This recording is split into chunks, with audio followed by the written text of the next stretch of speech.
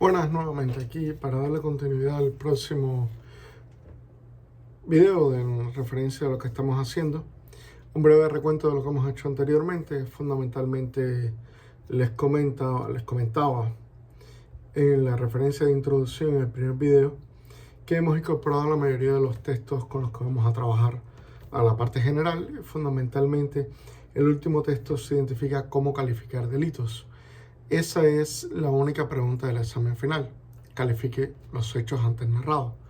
Se divide en varias partes fundamentales. Nosotros le vamos a dar la narración de los hechos y ustedes van a hacer como estudiantes una calificación. En la segunda van a responder la pregunta de los hechos narrados son constitutivos de un delito de, y a partir de ahí van a establecer una calificación muy específica de la parte del 134, el 138 y el 235 del Código Penal del Estado de Sinaloa.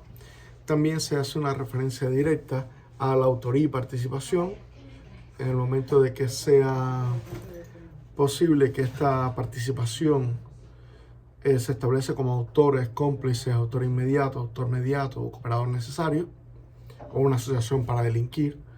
Aparte de esto tendríamos un apartado tercero que es que es en base a las circunstancias atenuantes o agravantes en las cuales se ven involucrados cada uno de los imputados. Una quinta donde se establece una sanción específica para cada uno de los delitos y con posterioridad una sanción conjunta y única. Y un último espacio donde se hace referencia a la responsabilidad civil, los daños, las indemnizaciones que se reconocen de cada uno de los delitos. Se explica de manera muy somera, tienen un documento muy específico que les explica esto y además les pone ejemplos. Y no obstante, estoy a su disposición, ya como he dicho anteriormente en el foro, pueden ir poniendo la comunicación y por tanto se puede ir observando estas cuestiones. En lo adelante, la teoría del bien jurídico y la calificación se incorpora fundamentalmente en la teoría del delito, explicada específicamente por el profesor Eugenio Raúl Zaffaroni y después por otro profesor de acá de la región, así como varios documentos muy específicos, textos clásicos, cortos, algunos en PDF que les puede ir ilustrando sobre la teoría del bien jurídico y la teoría del delito. La teoría del delito definida fundamentalmente en esa acción-omisión, siempre es una acción o una omisión, lo que puede considerar el delito, sobre la base de que no hacer nada no significa que usted no cometa delito.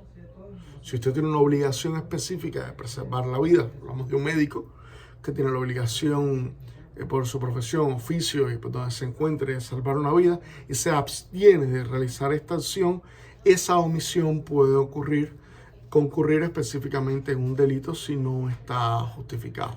El miembro de la acción pública que debe proceder a una detención o debe proceder a la protección de un bien jurídico de la vida de otra persona y decide no hacerlo, eso también es una de las cuestiones que pueden ser consideradas delitos. Por tanto, es sanción u omisión. Después establecemos conducta típica. ¿Qué es una conducta típica? Viene siendo un elemento fundamental, es la tipicidad delictiva, es el Código Penal. El derecho penal se basa fundamentalmente en la codificación, derecho penal continental de cual nos regimos, y el sistema acusatorio. Es delito todo lo que está tipificado en un código penal o en normas especiales específicas que tributan a la materia penal. Si no está dentro de esto, no es delito.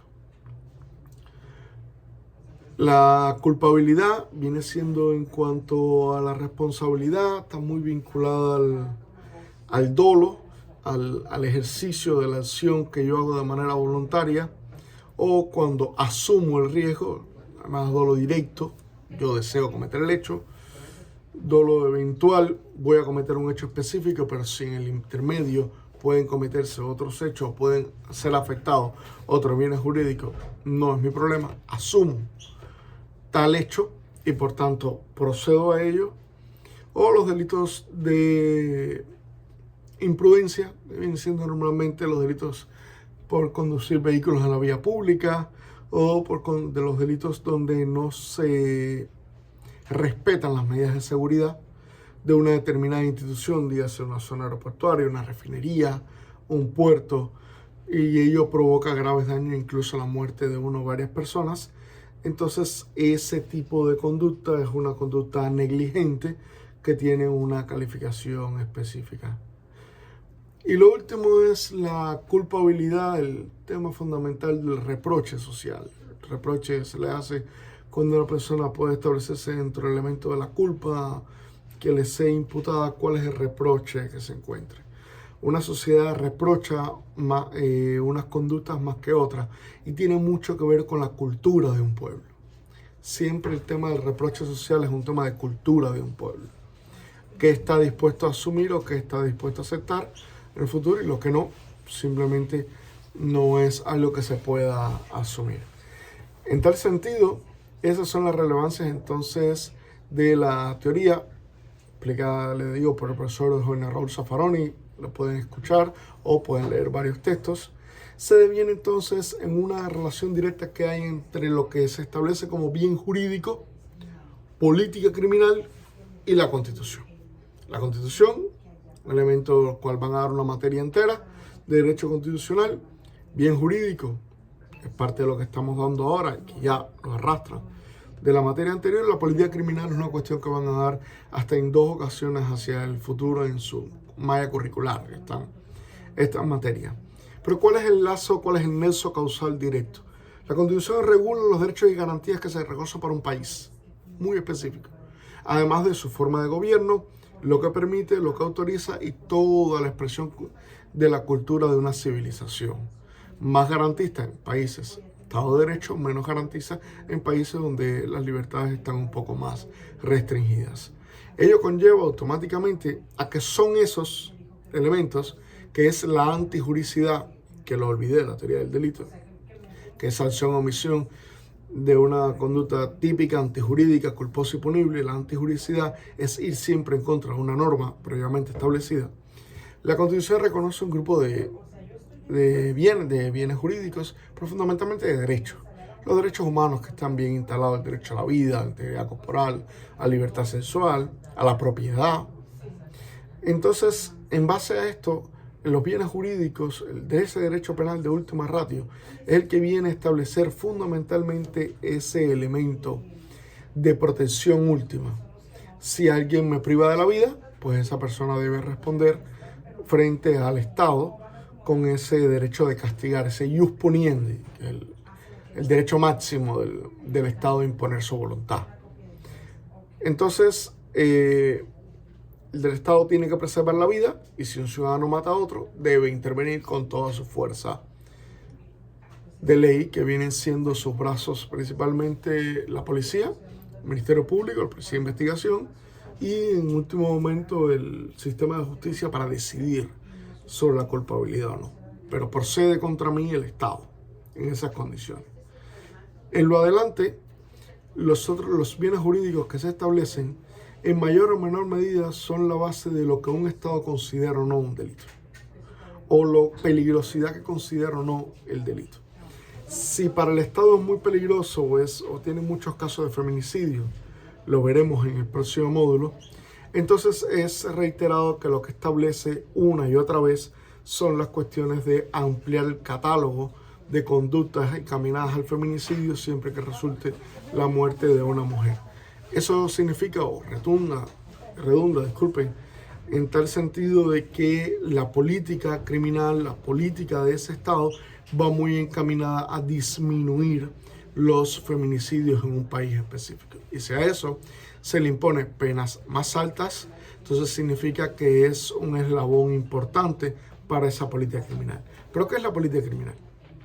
Política criminal, política, como su nombre lo indica, del Ejecutivo, es la incidencia específica mediante estrategias y aplicación de la norma que va a establecer un Estado en contra de la criminalidad. ¿Para qué? Para llevarla a límites razonables. ¿Para erradicar la criminalidad? No se ha logrado todavía. El derecho penal no erradica la criminalidad. El derecho penal reprime la criminalidad e intenta resocializar a aquel que ha sido reprimido. ¿Eso puede llevar a la eliminación completa de los hechos delictivos cometidos? Hasta ahora no se ha podido. Es un ideal que hasta ahora no se ha cumplido. En el futuro no sabría qué pasar, pero el derecho penal no está para eso. El derecho penal está para reprimir. Reprimir, primero, resocializar después. En este elemento, si la política criminal parte de la política de un Estado, parte un gobernador, un alcalde, el presidente de la República, establece mano dura, tolerancia cero contra el huachicol, que es el último ejemplo, significa que cada uno de estos casos que llega al tribunal se le va a solicitar por el Ministerio Público las sanciones más altas posibles, entendiendo que ese hecho es muy peligroso, muy contradictorio para el Estado, lo considera un de mayor gravedad para el Estado. ¿Significa eso entonces que la política criminal es solamente imponer mayores penas y mayor persecución o menor tolerancia a un delito? No, la política criminal siempre es un conjunto de estrategias que no solo deviene de la represión o el uso de la fuerza o la mayor pena para los infractores. También tiene que tener un conjunto de estrategias sociales, un conjunto de estrategias económicas y un proyecto cultural importante, social y cultural, que permita eliminar espacios a la delincuencia e incorporar espacios a una sociedad más sana. No obstante, cuando un Estado se ve abrumado o ahogado, muy asfixiado por una criminalidad específica, tiende a establecer una política contra ellos. El ejemplo más cercano en El Salvador con Nayib Bukele, el tema de las maras.